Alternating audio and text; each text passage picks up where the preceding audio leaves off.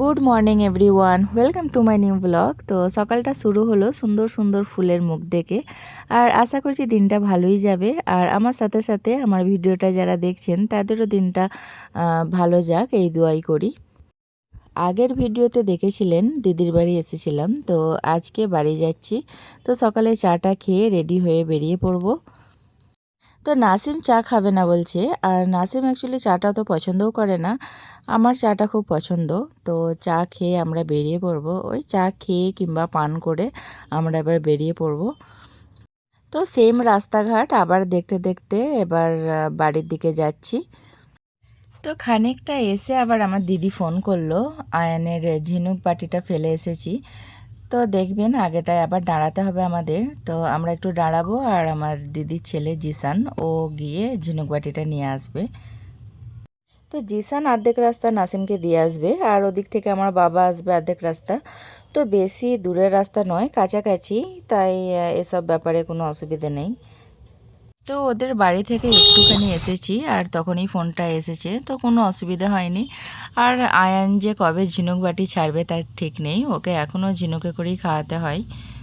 যেতে যেতে অনেক পাটকাঠির বাড়িও দেখছি। তো পাটকাঠির বাড়ি, মাটির বাড়ি এসব তো আর দেখাই যায় না আজকাল।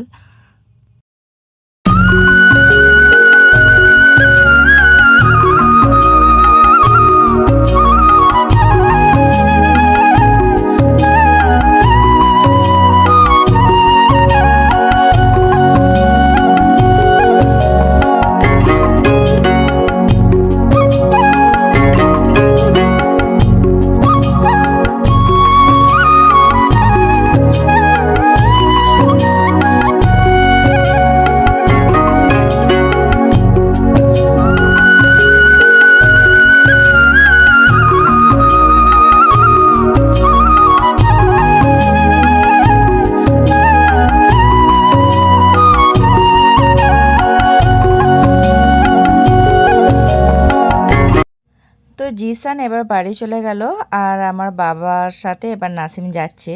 আর রাস্তার ধারে ধারে যে সিনগুলো দেখা যাচ্ছে একবারে অসাধারণ, আমার তো খুব ভালো লাগছে দেখতে। আর আপনাদের কেমন লাগছে একটু জানাবেন।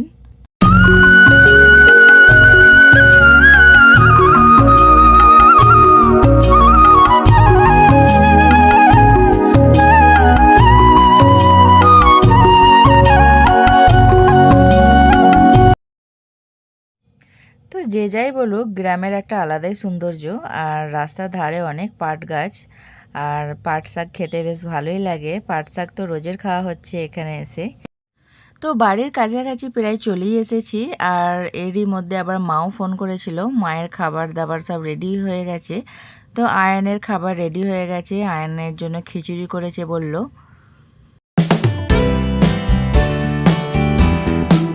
তো বাড়ি পৌঁছে গেছি, আর পৌঁছেই আমি খেতে বসে পড়েছি। তো মা আমার পছন্দ মতো ভর্তা করে আমাকে ভাত দিয়েছে।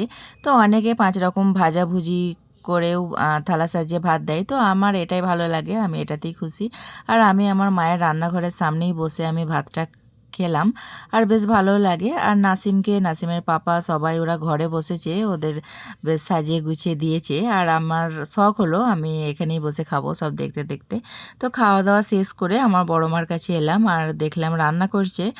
আর আমি একটু বসে বসে গল্প করছিলাম। তো আগেও যেমন দেখেছিলাম এখনও ঠিক তেমনই সেট আপ, একটু চেঞ্জ নেই। তো আমার বড় মা এরকম সিম্পল লাইফস্টাইলে থাকতেই বেশি ভালোবাসে। তো প্রথম থেকে এরকম দেখে আসছি, এখনও সবাই যে যার মতো বদলে গেছে, কিন্তু আমার বড় মাকে ঠিক এরকমই আমি দেখে এসেছি, আর এখনও দেখছি। তো খাওয়া দাওয়ার পর একটু সবার বাড়িতে বাড়িতে একটু ঘুরলাম, কে কী করছে, ওই আগের অভ্যেসে একটু ফিরে এসেছি। তো আগে যেরকম এই বড় মা কী করছে, তারপরে ওই কাকি কী করছে একটু দেখে দেখে বেড়াই, সেইগুলোই আর কি চলছে। তো খাওয়া দাওয়া হয়ে গেছে, আর একটু ঘুরে ঘাড়েই বেড়াচ্ছি, এখন কোনো কাজ নেই।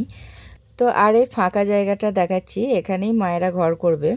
তো খুব তাড়াতাড়ি শুরু করবে।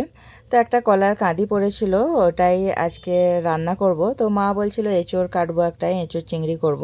তো এঁচোড় চিংড়ি আমি খেয়েছি, তাই ভাবলাম কলা চচ্চড়ি করলেও বেশ ভালো লাগে আমার। আর এই পাকা কলা চচ্চড়ি কিন্তু অনেক ভালো, এটা কিন্তু কাঁচকলা নয়। তো এটা অনেক নরম আর অনেক মিষ্টি হয়, তাই ভাবলাম আজকে এই কলা চচ্চড়ি খাবো।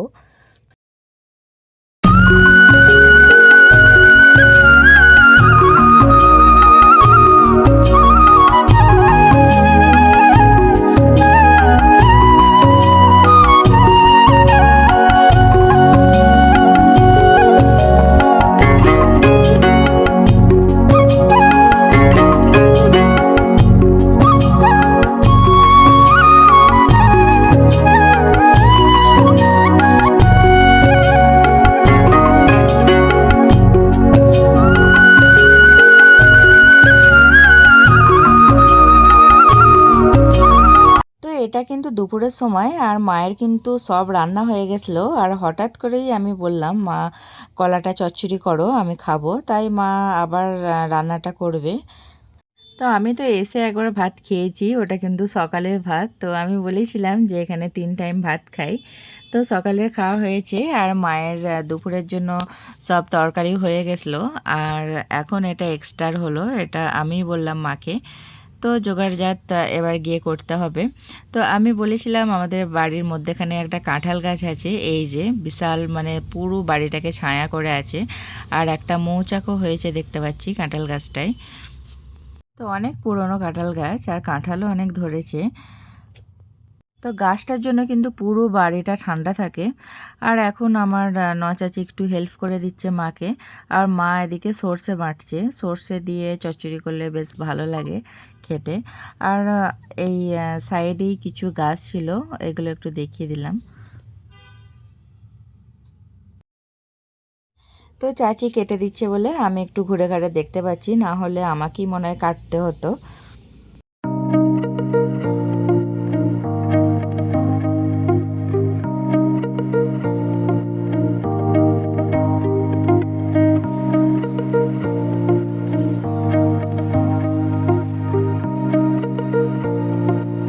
তো তরকারিটাও রেডি হয়ে গেছে, আর আমি তো আগে এই তরকারিটা দিয়ে খাবো। আর এত টেস্টি হয়েছিল তরকারিটা, ফুল নরম, মনে হচ্ছে এত সফট একটা তরকারি, আমার বেশ ভালো লেগেছে। আর আমি অর্ধেক ভাত এটা দিয়ে খেয়েছি। তো লাস্টে তো আমি একটু মাছ, একটু চিকেন নিয়ে শুধুমুখী খেয়েছিলাম। তো এখন হচ্ছে সন্ধ্যাবেলা, মা আজকে গুড় পিঠে করে দেবে। তো আমার বড় মা এটা মানে খুব ভালো বানাতে পারে, একবারে স্পেশালিস্ট যেটাকে বলে। আর এখানে কিন্তু সব রান্নায় চালাতেই হয়, আর গ্রামের মানুষ একটু চুলো থাকবেই।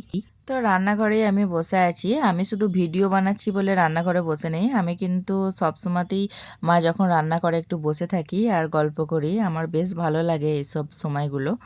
তো এই সময়টা কিন্তু অনেক গল্প হচ্ছিল, অনেক হাসাহাসি হচ্ছিল, আর বেশ ভালোই লাগছিল এই সময়টা আমার। তো পিঠেগুলো তো খুব সুন্দর হচ্ছিল, আর সব রকম পিঠে বানিয়ে খাওয়াও হয়ে গেল।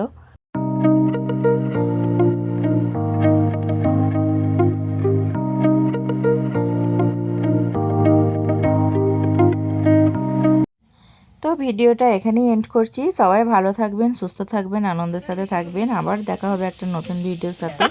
তো ততক্ষণের জন্য সবাইকে বাই।